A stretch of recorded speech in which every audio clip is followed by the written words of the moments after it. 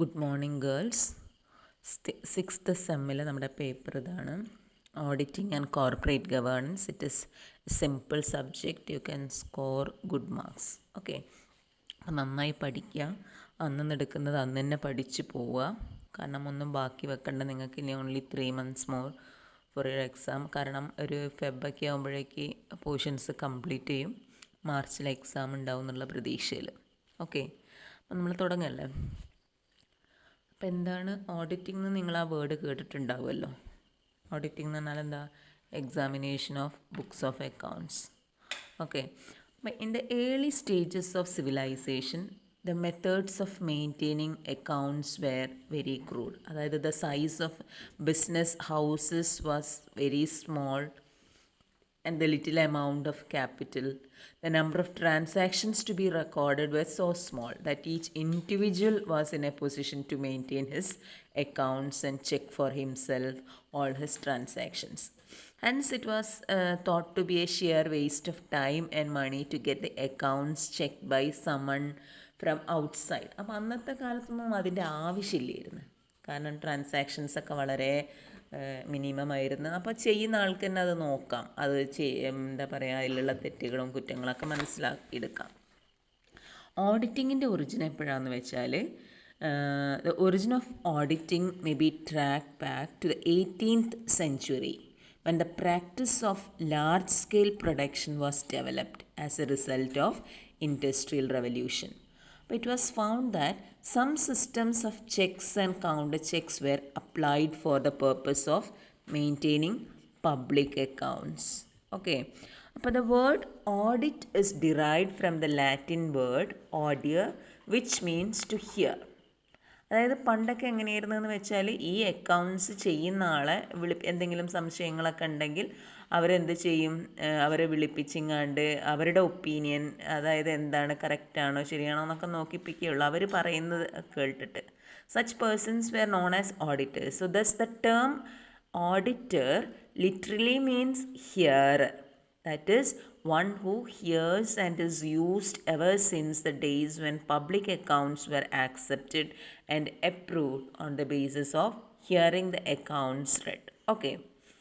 പക്ഷേ the Industrial Revolution of England, it is the landmark in the history of trade and commerce, and this led to a great increase in the volume of trading operations, which necessitated the use of more capital, and average trader was compelled to combine in partnership with others.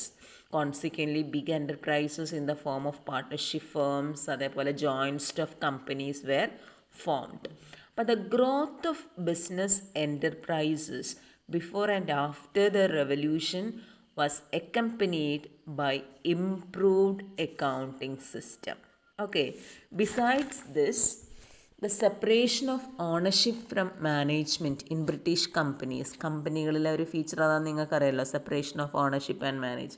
അപ്പോൾ British കമ്പനികളിൽ ഇങ്ങനെ ഇതായതോട് കൂടിയിട്ട് it made the stock holders, അതായത് share holders, realise that their interest could be well protected by an independent and impartial audit. And such developments had a direct effect on the evolution of the practice of auditing. But the audit of business accounts could not be common until 19th century എന്ന് പറയുന്നത്. The use of proper devices of checking the accounts of big business houses. അതായത് ഏതോട് കൂടിയിട്ടാണ് enormous increase in the trade, commercial and industrial activities necessitated the use of proper devices of checking the books of big business houses. അങ്ങനെയുള്ളൊരു കണ്ടീഷനിലാണ് the commercial public became perfectly aware of the advantage of the services of auditors, and the importance of audit increased to such an extent in those days that the accounts were thought to be misleading and incorrect unless they were audited by professional and qualified auditors. അങ്ങനെ institute of chartered accountants in England and Wales was incorporated by Royal Charter on May 11th, 1880. with the sole purpose of preparing auditors. അങ്ങനെയാണ് institute of chartered accountants England and വെയിൽസിൽ incorporate ചെയ്യുന്നത്.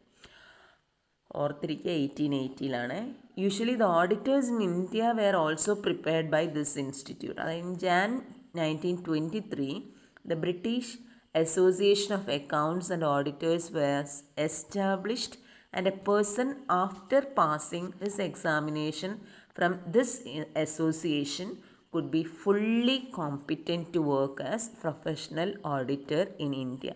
അപ്പോൾ അവിടെ നിന്നുള്ള certificate കിട്ടുന്നവർ മാത്രമേ ഉള്ളൂ, പാസ്സാവുന്നവരെ മാത്രമേ ഉള്ളൂ ഓഡിറ്റേഴ്സായിട്ട് നിയമിക്കുള്ളൂ. ഓക്കെ,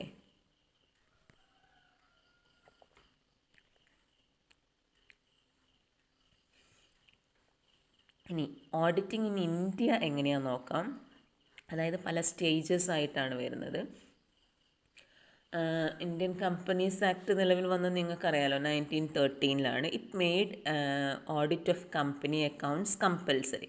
അപ്പോൾ with increase in the size of the companies and volume of transactions the objective of audit shifted and audit was expected to ascertain whether the accounts were true and fair rather than detection of errors and frauds.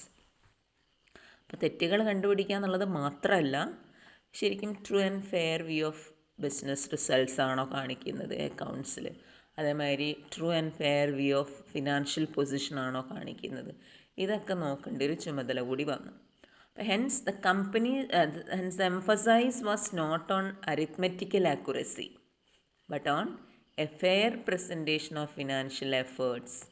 The Companies Act 1913 also prescribed for the first time the qualification of auditors also.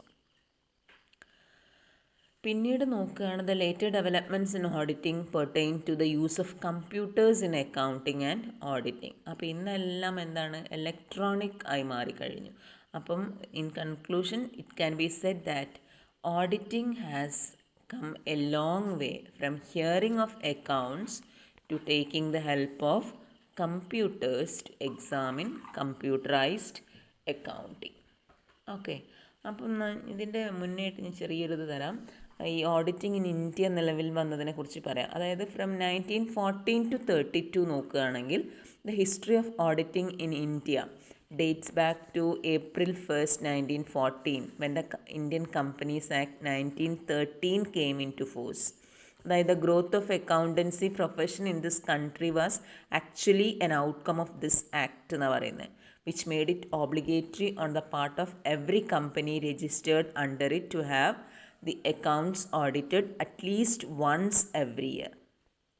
Okay, but the act for the first time prescribed the qualifications for an auditor.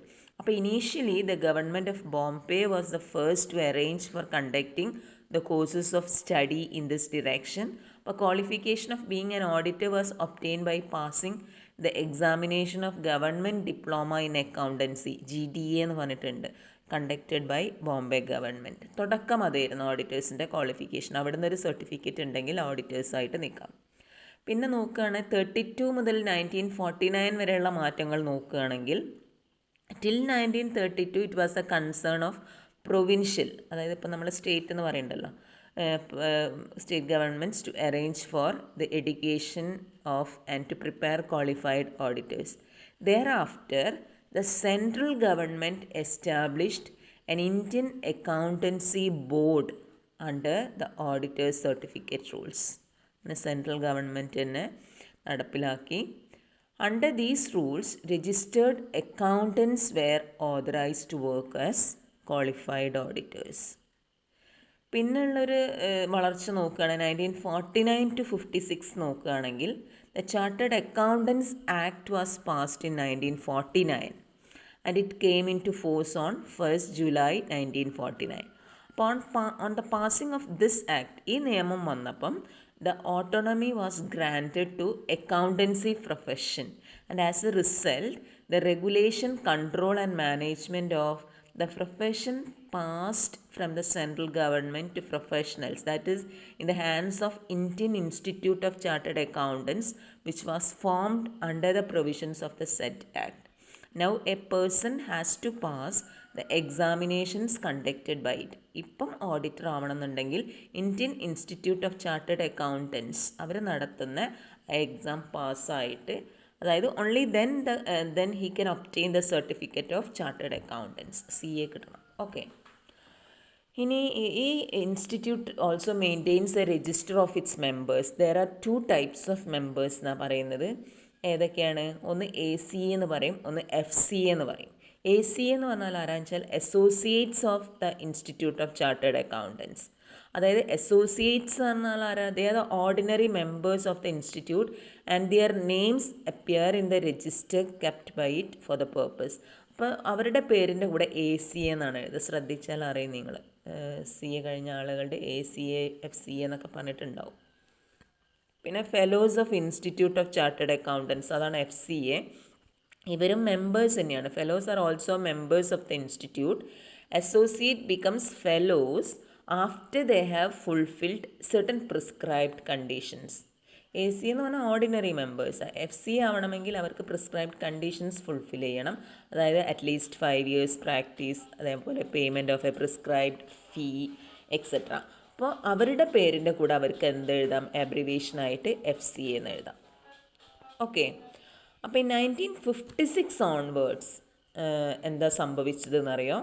അതായത് 60-ൽ some important amendments were made in the companies act 1956 and the companies act 2013 in the latest one in the series.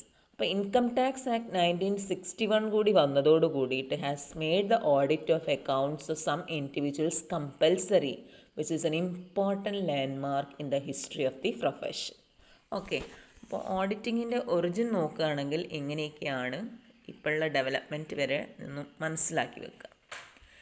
നമ്മൾ നോക്കാൻ പോണത് meaning of auditing ആണ്.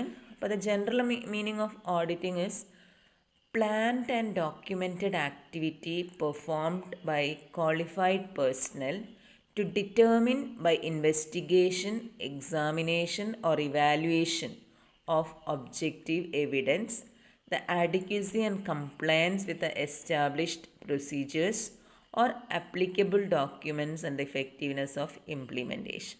അതായത് ചുരുക്കി പറഞ്ഞാൽ എന്താ? ക്വാളിഫൈഡ് പേഴ്സണൽ വന്നിട്ട് ഇൻവെസ്റ്റിഗേറ്റ് ചെയ്യുന്നു, എക്സാമിൻ ചെയ്യുന്നു, ബുക്സ് ഓഫ് അക്കൗണ്ട്സ് എല്ലാം കൃത്യമായിട്ടാണോ, കമ്പനീസ് ആക്ടിലെ പ്രൊവിഷൻസ് അനുസരിച്ചിട്ടാണോ കമ്പനിയുടെ അക്കൗണ്ട്സ് ഒക്കെ പ്രിപ്പയർ ചെയ്തത്, ഇങ്ങനെയുള്ള കാര്യങ്ങളൊക്കെയാണ് നോക്കുന്നത്. ഓക്കെ. അപ്പം ഒരുപാട് ഡെഫിനേഷൻസ് നിങ്ങളെ ടെക്സ്റ്റിൽ കാണാം. അതിൽ ഇമ്പോർട്ടൻ്റ് ആയിട്ടുള്ള ഒരൊറ്റ ഡെഫിനേഷനെ ഞാനിവിടെ ഡിസ്കസ് ചെയ്യുന്നുള്ളൂ.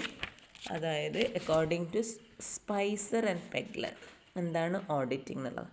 Auditing is an examination of the books of accounts and vouchers of a business as will enable the auditor to satisfy himself that the balance sheet is properly drawn up as to give a true and fair view of the state of affairs of the business, and whether profit and loss account gives a true and fair view of profit or loss for financial period according to the best of his information and the explanation given to him and as shown by books, and if not, in what respect he is not satisfied.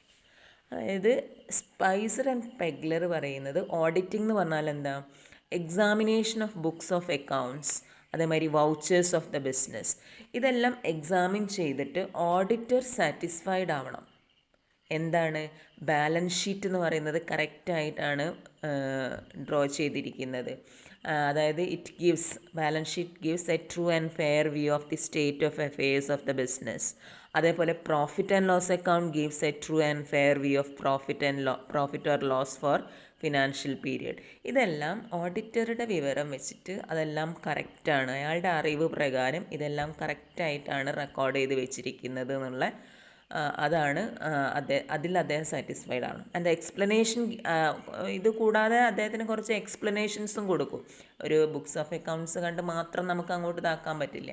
അപ്പോൾ എന്തുകൊണ്ട് ഇത് അങ്ങനെ എങ്ങനെയെന്ന് ചോദിച്ചാൽ ആ കമ്പനിയിൽ നിന്ന് കിട്ടുന്ന എക്സ്പ്ലനേഷനിലും അയാൾ തൃപ്തനായിരിക്കണം. മനസ്സിലായല്ലോ. ആൻഡ് ഇഫ് നോട്ട്, ഇനിയിപ്പോൾ സാറ്റിസ്ഫൈഡ് ആയിട്ടില്ലെങ്കിൽ in what respect is not satisfied.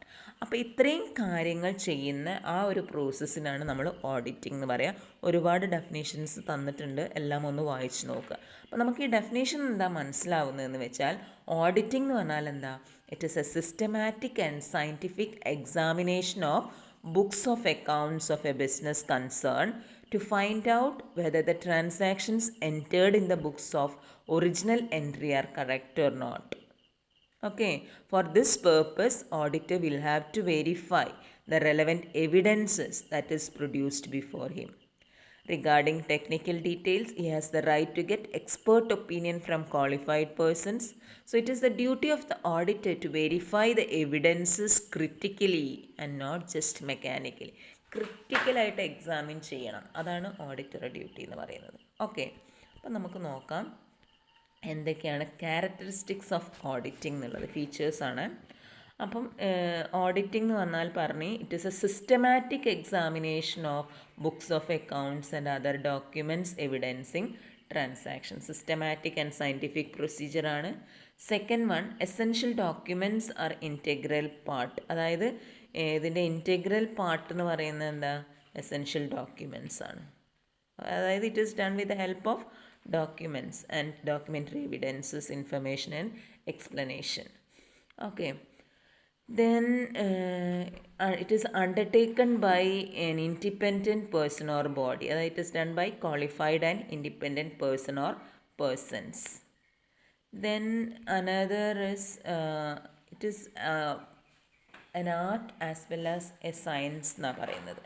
Art എന്ന് പറഞ്ഞാൽ എന്താ, പേഴ്സണൽ സ്കില്ല് ആവശ്യമുണ്ട്. അതായത് ഓഡിറ്ററിൻ്റെ പേഴ്സണൽ സ്കില്ല് വെച്ചിട്ടാണ് അയാൾ ഓഡിറ്റ് നടത്തുക. അതേമാതിരി സയൻസ് ആണ്, scientific way of examination of books ആണ്. പിന്നെ പറയുന്നത്, auditing is not compulsory for all business undertakings. The opinion is made in the form of audit report to be submitted to the person appointing the auditor. Then generally auditing is carried out at the end of the accounting year or periodically, but a system of internal auditing may be employed throughout the year എന്നാ പറയുന്നത്. Okay, auditor has to satisfy himself with authenticity. Then the auditor has to inspect, compare, check, review, scrutinize the vouchers supporting the transactions and examine correspondence, memorandum of association and articles of association, etc., in order to establish correctness of book